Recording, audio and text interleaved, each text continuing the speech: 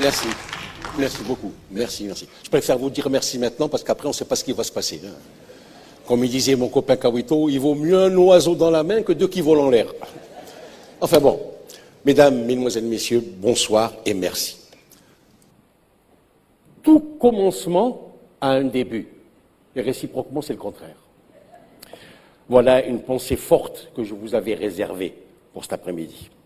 Mesdames et messieurs, je vais commencer par vous révéler un scoop. Je ne l'ai jamais dit auparavant. C'est d'ailleurs pour ça que c'est un scoop. D'accord.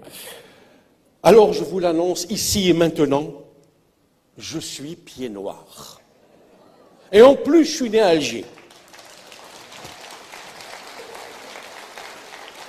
Certaines mauvaises langues ont fait courir le bruit que j'étais né en Suède.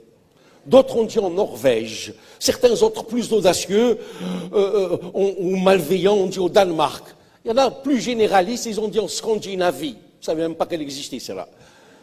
Comme quoi, ce n'est pas parce qu'une rumeur ne tient pas debout que ça l'empêche de courir. Alors, je rétablis la vérité. Je suis pied noir et je vais plus loin. Ça fait 76 ans que je suis babel-ouédien, c'est-à-dire natif de Bab-el-Oued.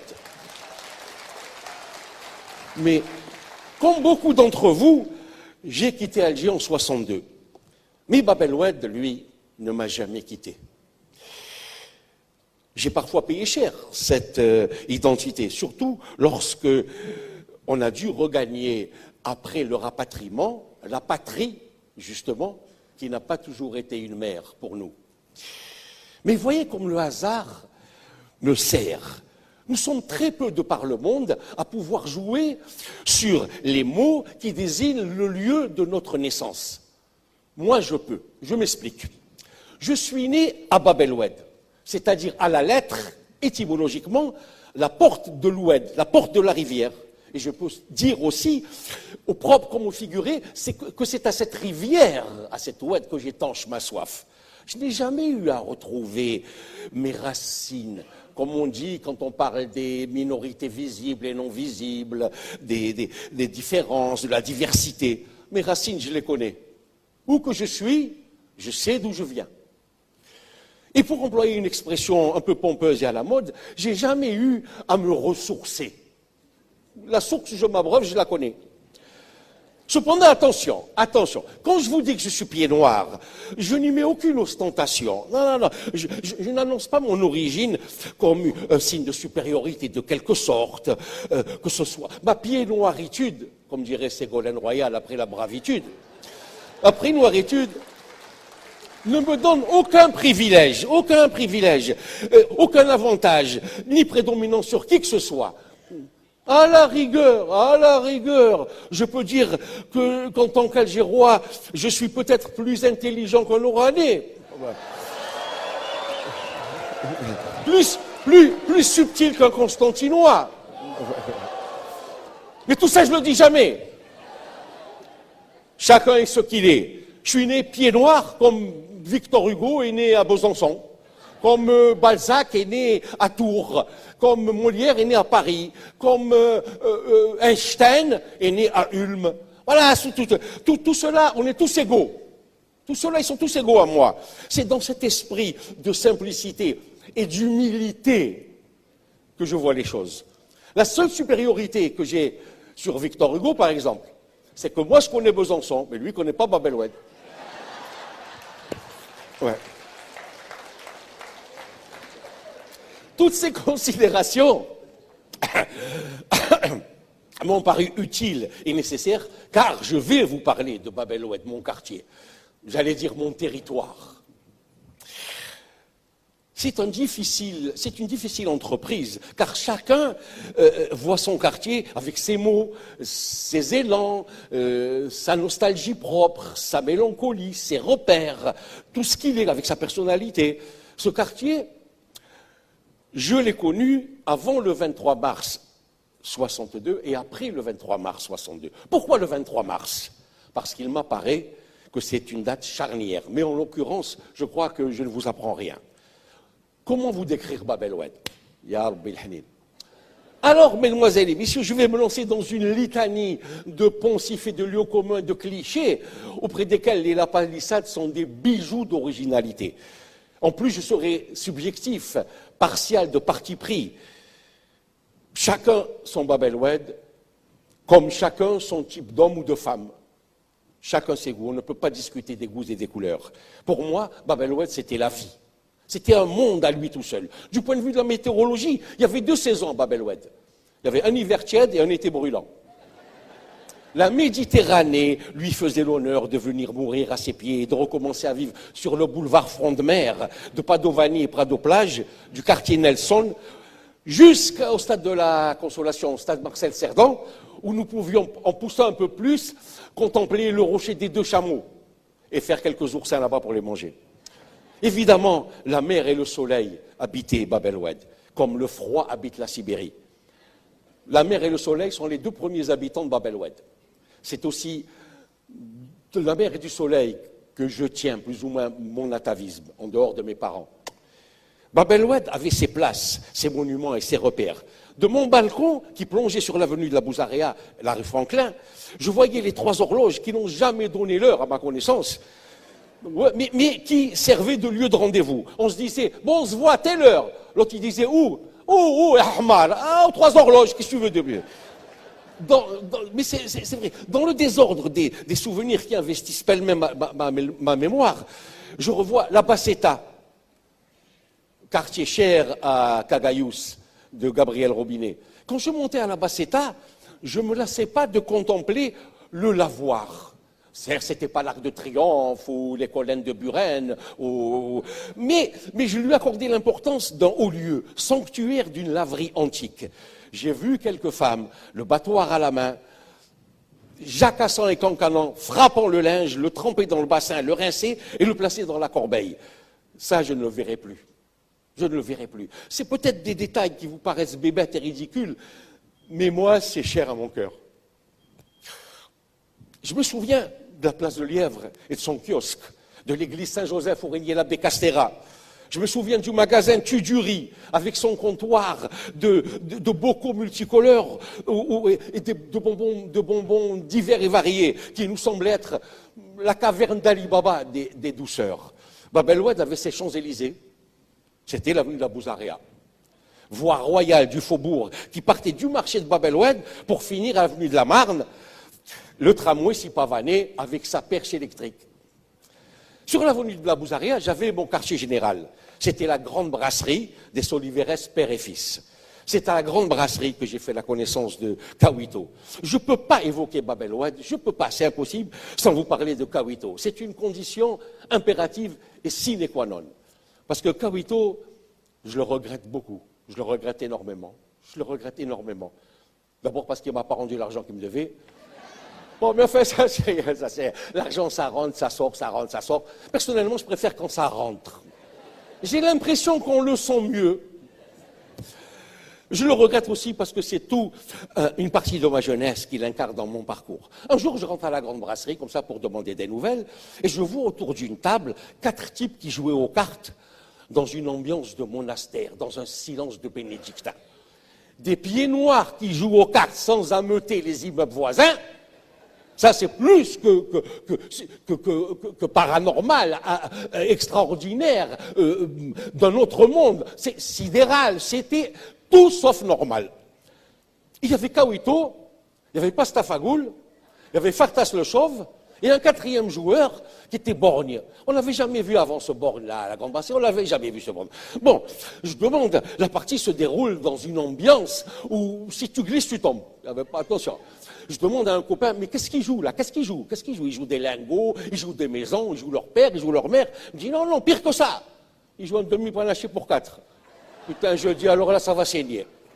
Bon, la partie se déroule dans cette atmosphère de silence de cathédrale, et tout d'un coup, je vois Kawito fou de colère, qui se lève et qui dit, messieurs, parmi nous, il y en a un qui triche avec effronterie. Je ne dirai pas lequel, mais s'il continue, je lui crèverai l'autre œil. Voilà.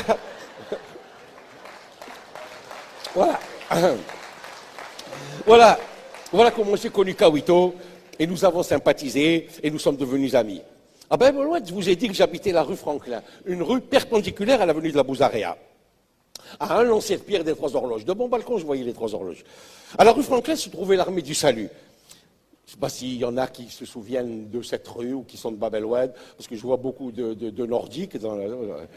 Bon, cette armée du salut, là, ils avaient une petite salle, et des fois, ils organisaient des petites réunions pour prêcher, pour convertir, quoi. Et pour rendre ces réunions plus agréables, plus attractives, ils organisaient des petits goûters bien modestes, hein, attention. Hein. Il y avait de la limonade, Haboud Boualem. Il y avait des cruches, il y avait des gâteaux, du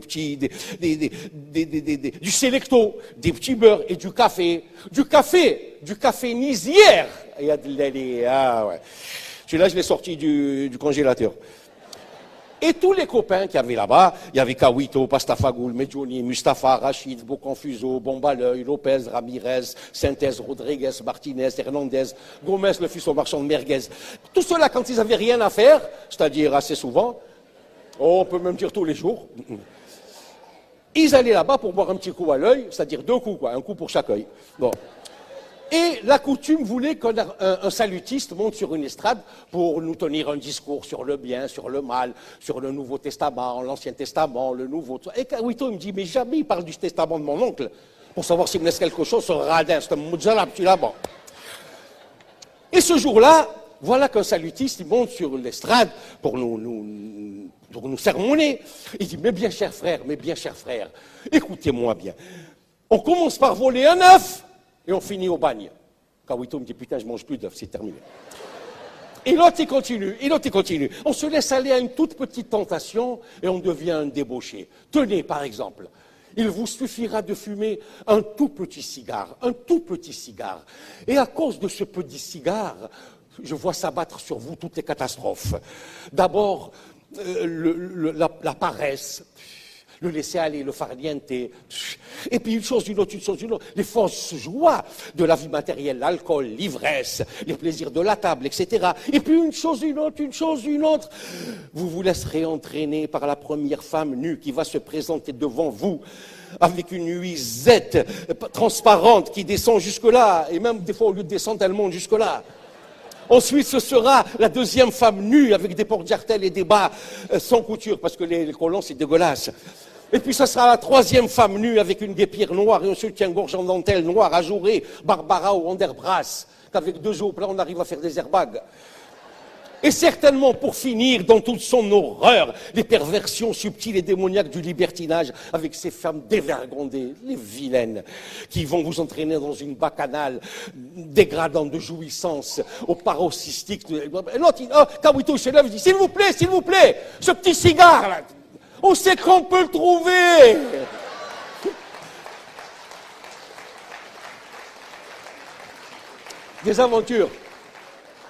Des aventures avec Kawito, je peux vous en raconter 10, 100, 1000, 2000, 3000, 4000, ça dépend de l'argent. Je me souviens qu'un jour, à la place des 3 horloges, Baptiste Le Guitch, il tombe sur Kawito et il lui dit, dis-moi Kawito, est-ce que tu peux garder un secret? Kawito lui dit, moi? Mais moi je suis un tombeau, un tombeau. Baptiste, il est rassuré, il lui dit, bon alors dans ces conditions, prête-moi 500 francs. Et Kawito lui dit, alors je vais te dire, c'est comme si j'avais rien entendu. Une autre fois, en sortant du cinéma Le Marignan, avenue du Rondeau, je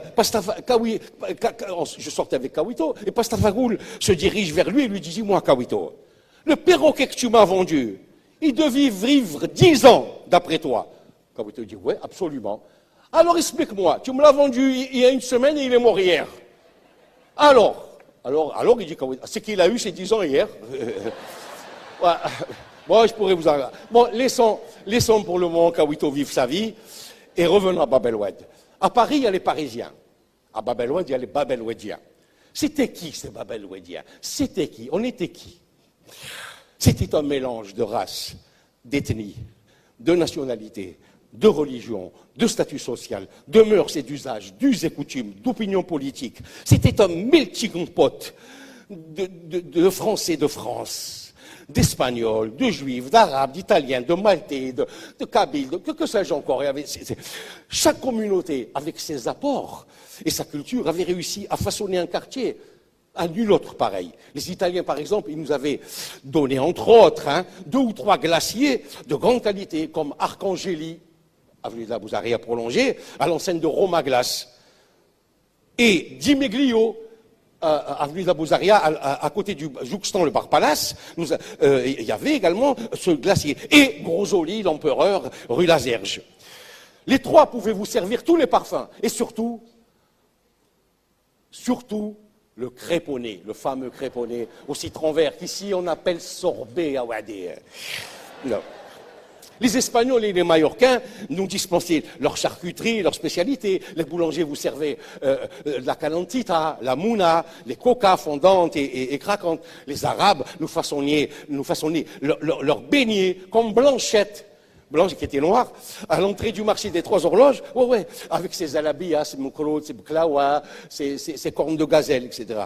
Le temps n'a pas effacé de ma mémoire les soirs de Ramadan, je dis bien les soirs de Ramadan, place du gouvernement, un peu plus loin de Bab el Oued, d'accord, où trônait la statue du duc d'Aumale, face à la grande mosquée. À propos des Arabes, je ne saurais oublier la tradition du bain mort, le fameux hammam. Je n'ai pas honte de vous dire que cela me manque. Je n'ai pas honte. Les Juifs, à l'occasion des fêtes, dispensaient aussi une gastronomie spécifique. Le couscous, bien sûr. Chaque maman à sa manière. Le couscous de ma mère étant le meilleur, n'est-ce pas? Le samedi, c'était la tafina. Pour Pâques, menu spécial. Pour Hanouka, pâtisserie spéciale. Pour Kippour, rupture de jeûne avec poulet à volonté et pois chiches et loubia, etc. Enfin, un assortiment de plats diététiques conseillé par les nutritionnistes pour les mannequins de Karl Lagerfeld ou de Lucien Lacroix. Mais c'était quoi encore Bab el Oued? C'était la tchatch, le verbe haut, sonore, péremptoire. C'était aussi et surtout un vocabulaire raffiné, un parler délicat, châtié, ressemblant à du Bossuet, parfois du Chamfort, du Voltaire, souvent du Racine, putain de Manon, sur la Bible mémoire. La faconde et l'esprit de Bab el Oued, nous l'avions fait revivre dans la famille Hernandez, mes amis et moi, dans la diversité et dans le comportement de cette communauté. Malgré la tchatch, c'était aussi le respect de la parole donnée. Sans quoi, on n'était pas un homme. Manquer de parole ou manquer à sa parole était un délit qui vous disqualifiait. On disait tape 5 et le pacte était scellé. Vous ai-je tout dit sur Bab el Oued? Bien sûr que non. Il faudrait des heures et des heures, à l'aide de petits détails, puisés dans la vie même, dans la vie de tous les jours, pour faire le portrait de ce quartier semblable aux autres et pourtant si différent. On ne saurait être exhaustif. Pourquoi vous ai-je parlé de Bab el Oued au gré de ma fantaisie, des histoires que je vous ai racontées? Cet après-midi, cette manifestation, étant ce qu'elle est, je me suis demandé si ma présence parmi vous, cet après-midi, n'allait pas vous paraître insolite. Après tout, et avant tout, je suis un homme de spectacle. Et mon but, depuis plus d'un demi-siècle, de 57 à 2010, ça fait avec la TVA 57 ans. Bon, mon but est d'essayer de vous faire rire, plus ou moins, selon les aléas de la fortune, avec le peu de talent que j'ai. On peut dire de cette soirée, de cette manifestation, qu'elle a une connotation politique, dans tous les sens du terme. Parce que parler des événements d'Algérie, c'est, qu'on le veuille ou non, parler de la politique de la France en Algérie, département français 91, quel que soit le jugement ou les opinions qu'on exprime. Dans ma vie professionnelle, je n'ai jamais introduit la politique dans mes spectacles. Et depuis notre premier Olympia, fin 62, jusqu'à maintenant, le Sel Sahuké, que Dieu ait son âme, et moi, nous n'avons jamais voulu introduire la politique dans nos sketchs. Pourquoi? Les gens savaient qui j'étais et qui nous étions. On nous a traités de sales pieds noirs sur scène, dans ce même Olympia, dans le spectacle de Gilbert Bécaud. Voilà. Et Gilbert Bécaud en coulisses nous disait « Vas-y Robert, vas-y, tu parles, comme c'est facile de faire rire des gens qui vous traitent de sales pieds noirs pour y retourner dans ton pays, etc. » Bon, ça va. Mais nous avions choisi de les conquérir par le rire. Et je peux dire sans immodestie et fanfaronnade que nous avons réussi. Cela dit, jamais de ma vie, je me suis dérobé lorsqu'on a eu la faiblesse de me demander mon opinion sur tel ou tel sujet qui concernait les événements d'Algérie. On ne l'a pas fait assez souvent, peut-être qu'on se méfiait de moi. Et pour faire bref, si je suis ici, maintenant, c'est parce que Jean-Pax Meffrey et Raphaël Delpar ont eu la faiblesse de me demander d'y participer. Pourquoi? Pour évoquer le blocus de Bab el-Oued du 23 mars 62. J'ai accepté volontiers. Ce qu'ils ignoraient, les pauvres chéris, c'est que j'ai vécu à Bab el-Oued cet événement dans mon appartement au 12 de la rue Franklin, au cœur de Bab el-Oued.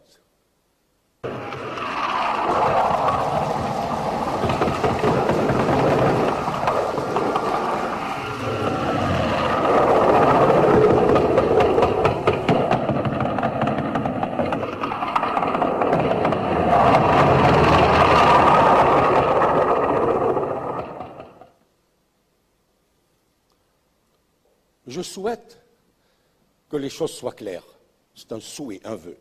Sur ce que j'ai à dire, sur ce blocus, on a tout à fait le droit de ne pas être de mon avis. Ce que je veux dire, en effet, c'est que pour moi, ce soir, il ne s'agit pas de revanche. Pour moi, à mon modeste niveau, il ne s'agit pas de vengeance, ni de représailles, même verbale.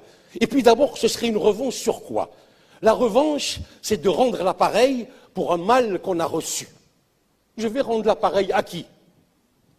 Le prince qui nous gouvernait au moment de ces événements était le général de Gaulle. Il est mort. Paix à son âme. Dieu reconnaîtra les siens. L'histoire, les historiens, et surtout le temps, notre maître à tous, établiront ou rétabliront les responsabilités. Donc pas de revanche. Il s'agit de justice pour ce que Raphaël Delpar appelle les oubliés de la guerre d'Algérie, les oubliés de l'histoire. Il s'agit donc de mémoire, même si elle saigne. Subhanallah ta'ala. Il s'agit de réhabilitation, il s'agit de remettre les pendules à l'heure. Mais elles ont tellement de retard, ces pendules, que la tâche paraît presque irréalisable. Tout pour moi se résume en une seule phrase. Qui a fait quoi? Pourquoi? Comment? Qui est responsable? Pour ne pas remonter dans le temps, jusqu'au débarquement des troupes françaises en 1830. Revenons tout près, vite, près du 23 mars, début de la bataille de Bab el-Oued et du blocus. Le 19 mars 62, 4 jours avant, et 100 jours avant l'indépendance, un accord de cessez-le-feu est signé, vous savez, à 12 heures, avec toutes les garanties, ceci, cela, la sécurité en Algérie, enfin bref, le riz était cuit. Restait à savoir comment on allait le manger. Mais l'OAS n'abdique pas. Un plan d'insurrection est mis en place par Jacques Achard et Jean-Claude Pérez. Bab el-Oued compte environ 70 000 habitants. Je vous l'ai dit quand j'ai évoqué tout à l'heure les jours heureux de Bab el-Oued. C'est un quartier très particulier, très populaire, très populeux, entouré de quartiers arabes comme la Casbah, El Quettar et le Climat de France. Tandis que les gendarmes sont harcelés à l'extérieur pour les éloigner, 150 volontaires de l'OAS ordonnent aux militaires et à la gendarmerie d'évacuer les lieux sous 48 heures. Le 23 mars, on y est, au petit matin, des jeunes gens répandent des nappes d'huile de vidange et de l'eau savonneuse au carrefour d'accès de Bab el-Oued et dispersent des poignées de clous. À 7 heures, dans le quartier Nelson, rue Eugène Robe, à côté de la caserne Pélissier, un petit commando OAS surprend une patrouille d'appeler du 9e zouave, c'est-à-dire la coloniale, et la désarme. C'est un coup de main réussi, sans victime, sans coup de feu. Bon, jusque-là, rien de rédhibitoirement grave, c'est-à-dire il n'y a pas de mort, c'est un coup de main réussi, sans coup de feu, sans rien. Très bien. Et puis c'est la loi du genre, si j'ose dire, dans la guérilla urbaine. Très bien. Mais, à 9 heures du matin, le 23 mars, tout bascule, tout chavire. À cause de quoi? À cause d'un putain de camion qui remonte la rue Mison un peu plus haut que chez moi, où se trouve la place du général Verneau, le cinéma Plaza et l'usine de cigarettes Bastos. Je suis peut-être con, naïf, débile, mais je me dis que sans ce putain de camion, on aurait pu épargner 70 morts et environ 250 blessés, et la suite tragique qui allait se poursuivre. Donc ce camion de malheur arrive. Il est rempli de soldats européens et musulmans. Un civil lui fait signe de stopper. Le chauffeur ralentit et il avait presque arrêté son véhicule quand, obéissant à un autre réflexe de fuite, il accélère. Une quinzaine d'hommes, pistolet au poing, arrêtent le véhicule. « Donnez vos armes !» crie le chef. Alors, le drame irréparable arrive. Un soldat musulman fait claquer la culasse de son fusil. C'est un bruit lourd de menaces. La fusillade éclate de tous les côtés. L'irrémédiable, je dis bien ce qui est sans remède, s'inscrit dans l'histoire. Les soldats s'écroulent les uns sur les autres. L'officier du détachement est gravement atteint. Il succombe peu après. 3 soldats sont tués, coup sur coup. 2 autres mortellement blessés. 6 de leurs camarades sont touchés. Quand on raconte un événement, il faut le raconter loyalement, même si je suis de parti pris, comme moi. Même si ça vous est désagréable de le raconter.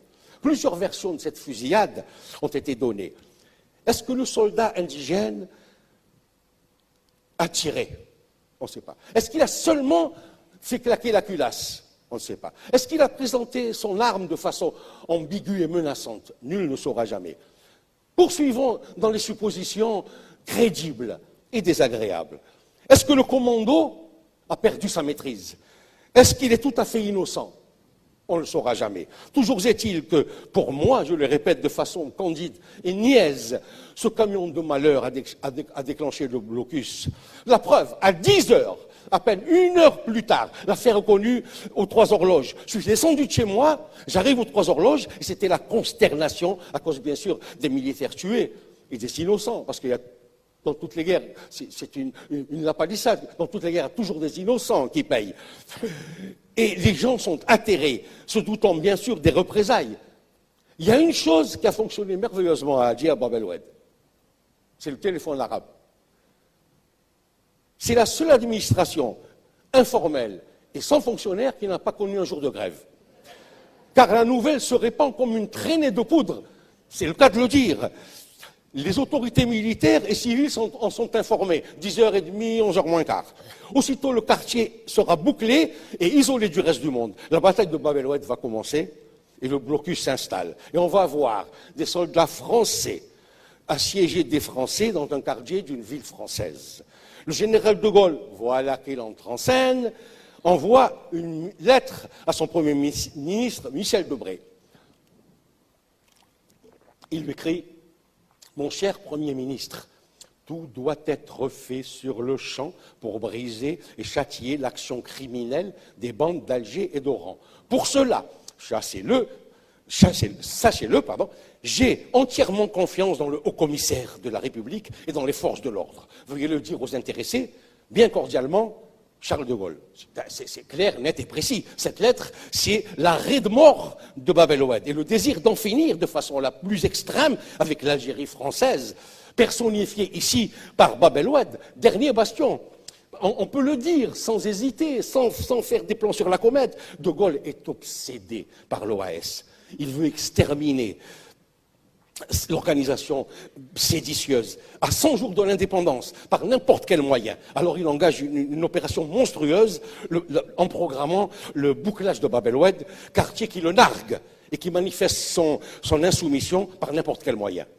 Les tirs et les fusillades s'étendent dans le quartier. Dans une artère de Bab el-Oued, les mitrailleuses lourdes de la gendarmerie tirent une rafale. Toutes les 10 secondes, les vitrines sont saccagées, les façades criblées de balles. Alors voilà que le quartier que je vous ai décrit il y a quelques minutes au début, comme joyeux, haut en couleur, bruyant, riant, criant, jouant aux cartes et aux boules, buvant l'anisette avec les kémias, les pois chiches, les bliblis, les tramousses, allant au radio-crochet. Ce quartier est composé exclusivement de petits gens, ne sachant même pas comment s'écrit le mot colonialisme. Voilà que ce quartier va devenir un ghetto. Alors en plus des gendarmes, des soldats et des chars d'Aftrac, écoutez-moi bien, l'aviation intervient. L'aviation, subhanallah. et ouvre le feu sur les terrasses et sur les toits. C'est la fin de l'après-midi, la fusillade redouble d'intensité à Bab el-Oued, c'est feu à volonté. Aux 3 horloges de chez moi, j'entends les rafales de mitrailleuses et des explosions de grenades, des tirs d'armes lourdes, etc. Putain, mais c'est la guerre, ma parole. Eh ouais, c'est la guerre. C'est la guerre. J'ai le sentiment que les soldats sont donnés à cœur joie. Tirer pour tirer, détruisez pour détruire. L'aviation fait intervenir 3 avions à réaction qui tirent en rase-motte pour intimider. C'est plus Bab el-Oued, c'est bien faux. À 18h, les chars interviennent avec des blindés de gendarmerie dans l'avenue d'Abou Zaria. À 19h, les événements ressemblent tellement à la guerre qu'on voit arriver des ambulances qui retirent les blessés et repartent. Avant ce jour, le couvre-feu était fixé à minuit. Désormais, dès le soir du 23, il est prescrit à 21h et il sera maintenu jusqu'à nouvel ordre. Au soir de ce premier jour de blocus, 800 personnes sont arrêtées. Et 165 armes et 96 grenades saisies. Mais indépendamment de cela, l'événement que moi, j'oublierai jamais est le suivant. À l'angle de la rue de l'avenue d'Abou Zaria et de la rue Franklin, il y avait une boulangerie qui s'appelait la boulangerie Serralta, tenue par le couple Serralta. Et ils avaient un fils, André Serralta. André Serralta, qui se trouvait sur la terrasse de son immeuble, face à un balcon, avait été tué par un hélicoptère qui tirait sur les terrasses et des balcons. On avait appris la nouvelle au père Serralta. Le père Louis, fou de douleur, était monté sur la terrasse et je l'ai vu prendre dans ses bras son fils et d'une ou deux personnes. Madame Serralta ne s'est jamais remise de ça. J'ai appris que plus tard, ils avaient ouvert une boulangerie à Narbonne. Bab el-Oued, le quartier de la joie méditerranéenne, de la douceur de vivre, avait subi un terrible châtiment par le fer et par le feu.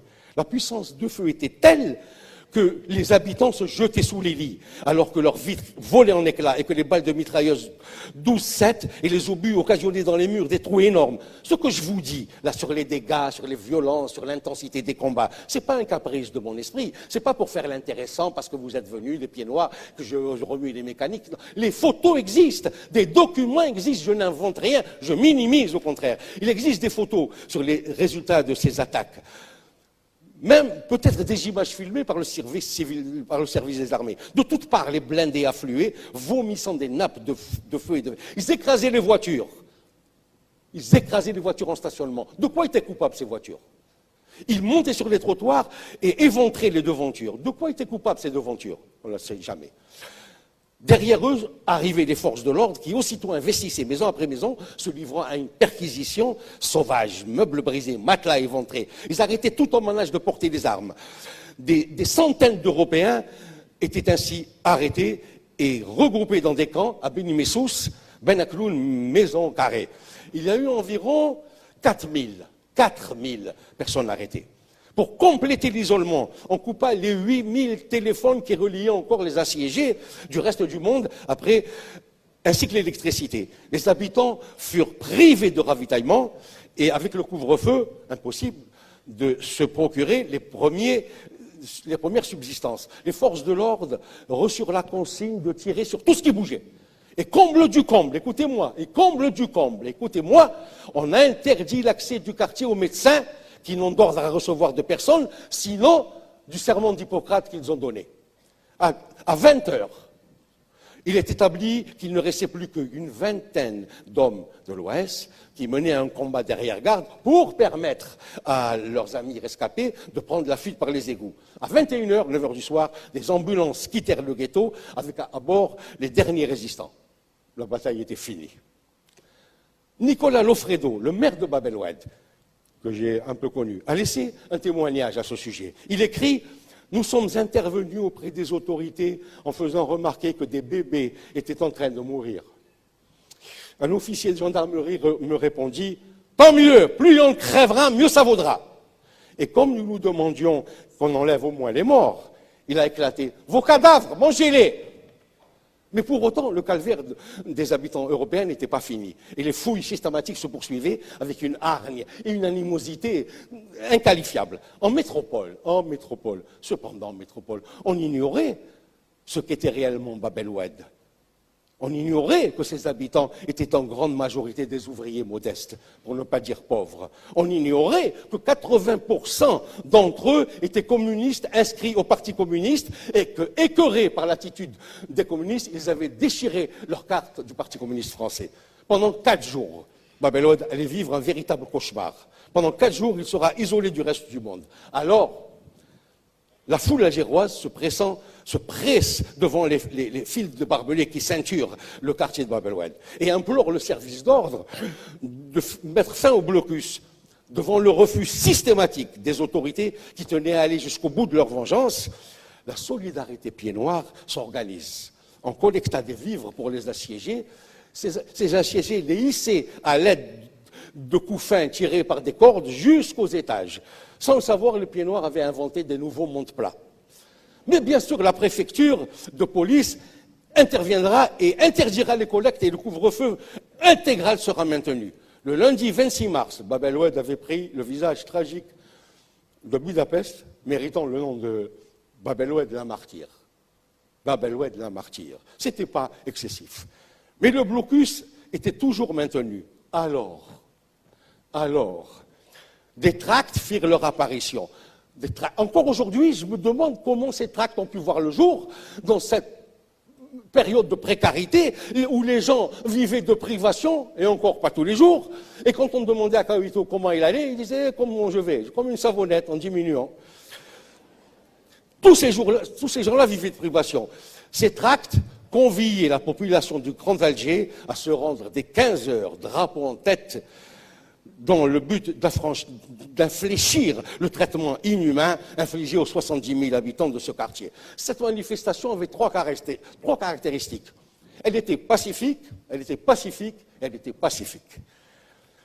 Qui se doutait que cette manifestation du 26 mars 62 allait engendrer, donner naissance à une nouvelle tragédie sanglante, lourde de questions sans réponse, chargée d'énigmes non encore élucidées, et qui ne sauront probablement jamais, tant ce dossier, il est brûlant, il est incendiaire. Cela allait devenir, ce qu'a évoqué Jean Pax, la fusillade de la rue d'Isly. Mortel souvenir. Voilà ce que fut le blocus de Bab el-Oued, lui aussi renferme des questions sans réponse. J'ai dit au commencement que pour moi, il ne s'agit pas de vengeance, en aucune manière. J'ai essayé de vous dire pourquoi. Nous ne sommes pas dans un film, dans une vendetta, qui se déroulerait en Corse ou à Palerme, avec des familles entières qui se lancent dans des assassinats réciproques de génération en génération. Il s'agit pour moi de faire en sorte, dans la mesure de mes moyens, que ces morts qui n'ont pas leur nom inscrit sur un monument ne soient pas oubliés. Je ne suis ni historien, ni mémorialiste, ni anthropologue, ni ethnologue, ni sociologue. Je n'ai pas la prétention d'analyser ou de faire la radioscopie d'une communauté qui vit dans un quartier. Je suis simplement un ex-habitant de Bab el-Oued qui a marché dans les rues de ce quartier, qui a vécu 30 ans avec les habitants de ce quartier, toute origine confondue, et qui livre un regard et un témoignage parmi tant d'autres sur un événement que j'ai vécu pendant les 4 jours qu'il a duré. Ce témoignage vaut ce qu'il vaut. C'est mon point de vue. Mais il y a plusieurs façons de le voir, différentes de la mienne, et qui la valent bien. On peut considérer aussi que c'est une petite contribution, bien modeste, à l'histoire, si modeste et imparfaite soit-elle. Qui a fait quoi? Vous le savez maintenant, si tant est que vous ne le sachiez pas avant. Mais rappelez une chose, ce n'est pas une démarche inutile. Si je sais par exemple que la bataille de Marignan a lieu en 1515, c'est parce qu'on me l'a répété, Marignan 1515, Marignan 1515. Si je sais que Versailles a été construit par Louis XIV, c'est qu'on me l'a répété pour que je n'oublie pas, Versailles, Louis XIV, Versailles, Louis XIV. Si je sais que 2 fois 1, 2, 2 fois 2, 4, 2 fois 3, 6, 2 fois 9, 18, 2 fois... c'est qu'on me l'a répété sans arrêt pour que je ne l'oublie pas, et que je n'oublie pas, justement. Et c'est contre l'oubli qui est une seconde mort, qu'il faut lutter. Il ne faut pas que ces morts disparaissent de la conscience collective. Combien de livres, combien de témoignages va-t-il falloir écrire sur le blocus de Bab el-Oued pour savoir qui a fait quoi et, in fine, qui est responsable? Et responsable, celui qui a donné l'ordre. Il a à en répondre devant l'histoire. La responsabilité est le prix de la grandeur. Et à l'inverse, on peut dire que la grandeur vaut ce que vaut la responsabilité. Au regard de l'histoire, avec un grand H, Ce que je veux dire, en ce qui concerne ce microscopique événement qui concerne le siège de Bab el-Oued, c'est qu'il ne pèse pas lourd au regard de... Parce que c'est pas la Commune, c'est pas la Saint-Barthélemy, c'est pas la guerre du Darfour. C'est vrai, d'accord, d'accord. Et avec le recul du temps, je peux maintenant dire, sans provoquer la négation, qu'avec ou sans le blocus de Bab el-Oued, l'Algérie allait vers l'indépendance. D'accord. Mais alors, on aurait pu éviter 70 morts et 250 blessés, les souffrances et les malheurs qui en ont suivi. Ce que recherchent les pieds noirs, attachés à la vérité de l'histoire, ce qu'ils recherchent, c'est qu'on remette les pendules à l'heure, comme on dit au café du commerce, qui n'est pas un si mauvais café que ça. Certains ne se privent pas de dénoncer les méfaits du colonialisme et de dénonciation en dénonciation, ils en arrivent à la repentance, cette repentance salvatrice et à l'aveu de culpabilité. Mais en ce qui concerne le blocus de Bab el-Oued, poussière de l'histoire, d'accord, j'en ai conscience. Qu'on écrive alors dans les manuels que le peuple de Bab el-Oued a été assiégé par des Français qui ont tiré sur des Français, alors que ces 70 morts ne seront pas oubliés. Il n'y a pas de vengeance dans l'exigence de cet aveu. Ils ne reviendront pas, mais la vérité sera rétablie. Cela ne va rien changer.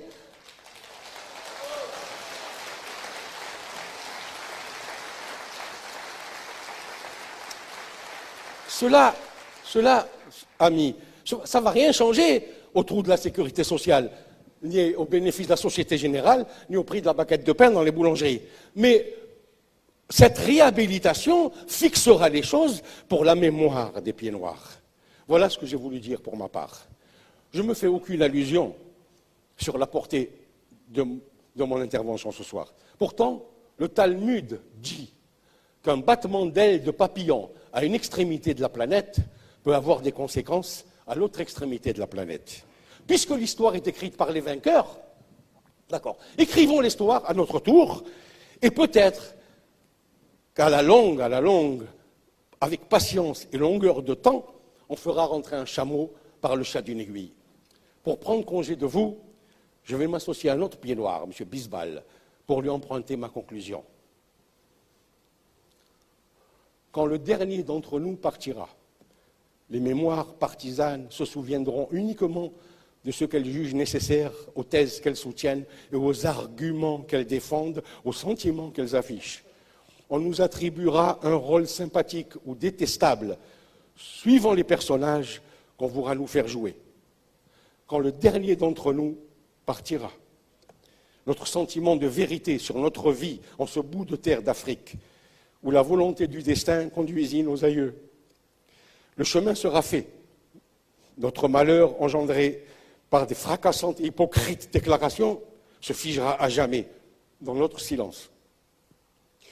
Quand le dernier d'entre nous partira, ceux auprès de qui nous avons trouvé écoute, aide et compassion, et qui allèrent jusqu'au sacrifice suprême, verront ainsi pâlir puis disparaître le souvenir de leur fraternel et extrême engagement. Ce sera pour eux une injuste seconde mort. Quand le dernier d'entre nous partira, le soleil marquera le zénith, comme à son habitude.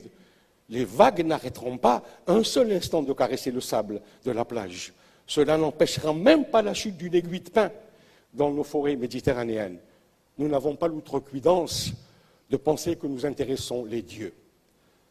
Quand le dernier d'entre nous nous rejoindra, que ce soit dans la glaciale obscurité ou dans l'éblouissante et chaude clarté du paradis, nous lui ménagerons une place dans notre grand cercle, afin qu'en rassemblant tous nos souvenirs, nous puissions continuer encore et encore à vivre et à faire vivre notre Algérie. Mesdames et messieurs, je vous remercie de votre attention. Que Dieu vous garde.